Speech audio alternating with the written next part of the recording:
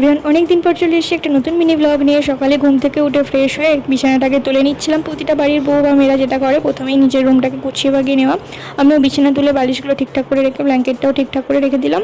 অনেকে হয়তো ভাববে এত গরমে এরা এখনও ব্ল্যাঙ্কেট ইউজ করছে। আসলে ব্ল্যাঙ্কেট চাদর সব আমি তুলে দিয়েছিলাম। আমার বরের এত জ্বর, শরীর খারাপ হওয়ার জন্য আমাকে ব্ল্যাঙ্কেট চাদর আবার বার করতে হয়েছে। তারপর রান্নাবান্না চাপিয়ে দিই। ভাত, আলু সেদ্ধ, লাউ পোস্ত হয়েছিল, নিরামিষ রান্না। তো তারপর আমি স্নান করে চলে আসি। আজ থেকে আমাদের গাজন শুরু।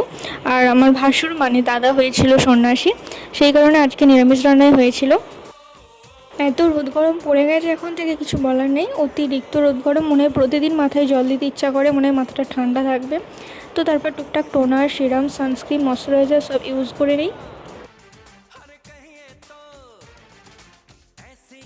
তারপর স্নান করে এসে আমি খেয়ে নিই একটু মতিচুর। আর আমরা কিছু খেলে বিঙ্গোটিক এইভাবে তাকিয়ে থাকবে, ঘুরঘুর করবে। আর তখন ওকে না দিয়ে থাকাও যায় না। আর আমি একটু করে দিই, আমি যাই খাই ওকে দিই। আর আমার শাশুড়ি মা বলবে, তুই ওকে দিয়ে দিয়ে হ্যাংলা বানিয়ে দিয়েছিস। তারপর সন্ধ্যাবেলায় আমি আর মা আমরা দুজনে বানাইছিলাম আলুর চপ, নিরামিষ আলুর চপ।